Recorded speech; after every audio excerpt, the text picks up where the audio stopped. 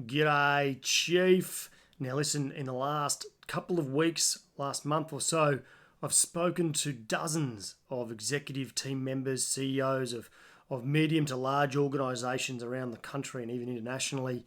And the overwhelming sense is we just don't know. It's a very tricky time to be doing business. Everyone's talking about crisis, about recession fears, markets are tumbling. People are stealing toilet paper from shops.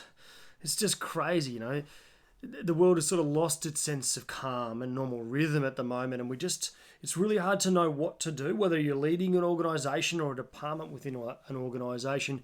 It can be very difficult to see the forest through the trees and set the right tone for the organisation, but not just the right tone, make the right moves right now.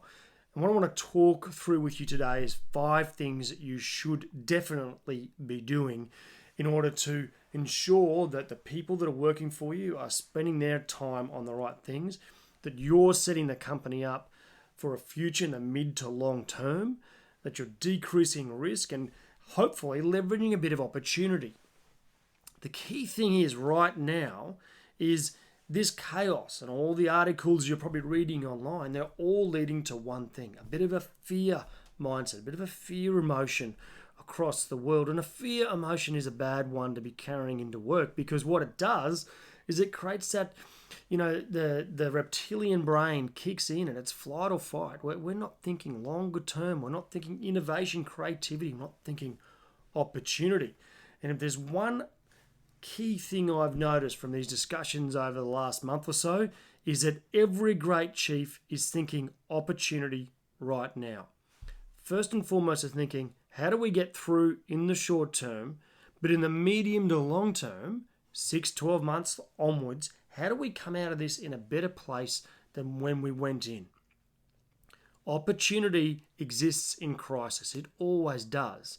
You just have to stand up tall, lift your eyes, widen your vision, calm your breath, and start thinking, where do we need to be in 12 months, 2 years from now?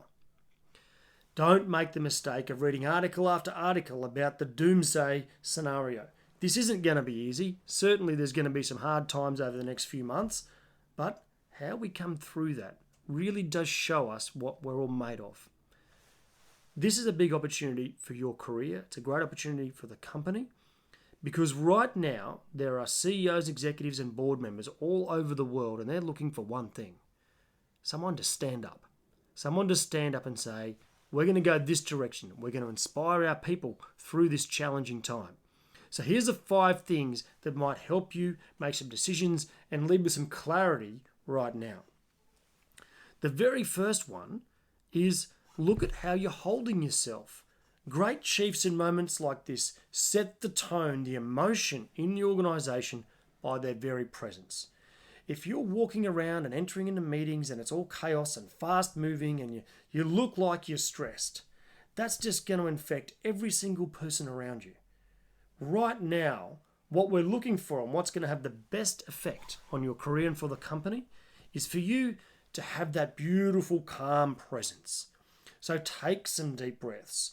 Do some mind mapping. Get all the stressful things, all the minion tasks you've got. Get them all out so you can see what's going on and start working on the business. Start working on you rather than running around 24/7 in operations or customer land. Now, you might be saying, well, that's all good and well, Greg. Mate, right now we are in total crisis in operations and customer land. And that is true. But somebody needs to set the direction. And you don't set the direction on the front line. You set the direction in a calm space with something mapped out, with a nice strategic plan or even a tactical plan to get through this period that works on the business. So set the tone with your emotion. Number 2, if you're really unsure as to what to do and maybe you're so senior, a bit far removed from operations and the customer, ask them. Ask the operational people what they think the next move should be. Ask your customers what they need from you right now. Go to the source. They may well have some brilliant ideas. In fact, I almost guarantee you they'll have some brilliant ideas about how the organisation should respond and about how you can lead the business through this period. Number 3, As a leader, it's your job to help the company create value for owners, for customers, for suppliers, for the community. Right now, you need to ask yourself, of all the people that I lead, how could I potentially redeploy those people and assets, which is technology and things that you use to do your job? How could I redeploy those assets in order to provide the best value for the company right now? That is, what does the company really need from you? They might need something completely different to your day job. They might need something slightly different. They might need you to do more of one thing and less of another. And that's okay. Right now, we need you to do something that is of incredible value to the organization. But you've got to ask your boss, you've got to ask your internal stakeholders what that thing is. Be fluid in your response to this. This is what it's about when we talk about being agile as an organization or as a team.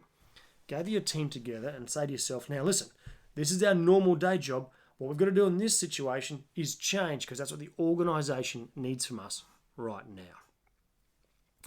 Number 4, over-communicate. You know, in a crisis, silence or lack of communication is filled with myth. And that myth is never positive. It's always crazy talk, crazy ideas. Every single day, communicate to your people what new things have happened, what the plan is, and you're going to feel like you're repeating yourself over and over and over again. But that is what we need to do in a crisis. Over-communicate. And the 5th thing that you can do is over-collaborate. Now, this is a very interesting thing, because right now in crisis, a lot of individuals, teams, and organizations isolate themselves from the people they normally do business with. That is their suppliers, customers, anyone else out there in the business world that is a partner for them as an organization. And that is the worst thing you can do. We're in this crisis together. We've got to solve this together, because if you isolate yourself, save your business, but then find out you've got no suppliers to put products on your shelves, or no suppliers to help you deliver a service, or you've got no customers left because everyone's gone broke, you don't have a business either. You've got to broaden your horizon and ask your partners, the people around you, how are we going to respond to this together? Where are you at? What's going on with your business? What's going on with your department? What's going on with you? And together then say, okay, what we can do as a unit, if we all lift together, all collaborate, we can get through this short period and come out stronger in the long term. That's step 5, right? Chief, right now the world is looking for people to stand up, to show the way, to demonstrate, to look for opportunity. That person can be you. Chief, right now, go for it. It's a magnificent time to be in the world. We'll get through this horrible coronavirus and we'll come out in a beautiful place in the end, we all hope. Righto, Chief, get out there, and as always, remember to stay epic.